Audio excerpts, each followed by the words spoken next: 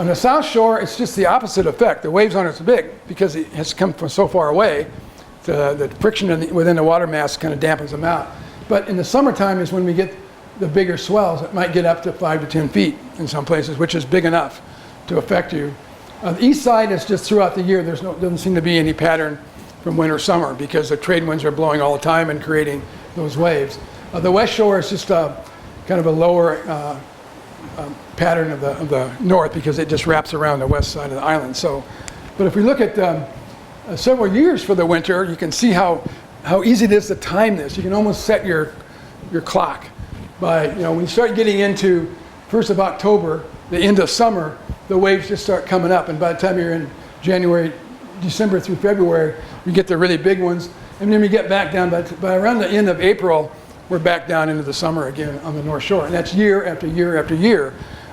There's some variation in that, and occasionally we get a fairly high swell coming in either before or just after that time, but they're not very common, and we know when they're coming because there's good forecasting on that. In the South Shore, the same kind of thing. It's a little more complex because the South Shore has a much larger ocean to draw from, so different parts of things going out there, you get storms in different places that will create swells that will travel for a very long distance. So it's pretty easy to figure that out, from year to year.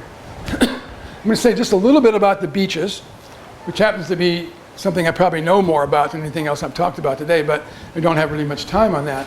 But I've recently kind of developed a new classification of beaches on the island, and I've got 3 major categories. Number 1, which has parts A, B, and C, are all the beaches around the north, east, and south side that are either in a little pocket, a little beach cell like a drowned river valley, or they're behind a reef. So that's how the reefs and all that kind of relate to that. On the North Shore, where we have the big waves, the reefs and the beaches are different than on the South Shore, where we have smaller waves. The grain size of the beach, the size of the beach, things like that are reflected by that, as well as the east side. So but almost all of these are carbonate. What the hell is carbonate, right? Carbonate actually means lime. It's the whitish, yellowish, whitish sand that occurs on most of our beaches around the island. And all that sand comes from breaking down the reef. Now you might think well, so what?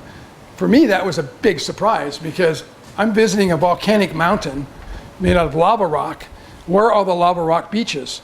All that sediment is coming down the rivers and to the shoreline and not ending up on the beach. What happened to all that rock? I mean, this island is like 99.9999% lava rock, and there's none of that on the beaches.